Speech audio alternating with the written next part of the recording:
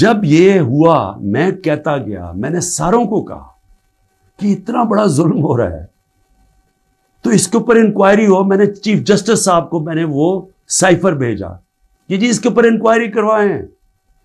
National security council کے سامنے رکھا. نیشنل سیکیورٹی کاؤنسل کے سامنے 30 مارچ کو میں نے رکھا کہ جی یہ ہے، سارے آرمی چیفز بیٹھے ہوئے تھے، سروس چیفز بیٹھے ہوئے تھے، سب کے سامنے رکھا کہ یہ اس نے لکھا ہے اور آپ کا ایمبیسڈر کہہ رہا ہے کہ ان کو پروٹیسٹ کرو کہ یہ کسی کی جرت نہیں ہونی چاہیے اس طرح کا، کسی بھی ایک ملک کو، آزاد ملک کو اس طرح کا زبان استعمال کرنی.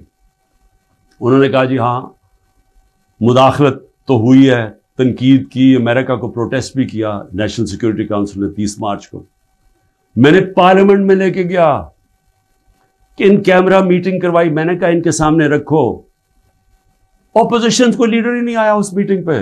شہباز شریف، آصف زرداری، انہوں نے بائیکاٹ کر دی. کیوں کی؟ کیونکہ ملے ہوئے تھے ساتھ، یہ اس کا حصہ تھے، یہ سازش کا حصہ تھے.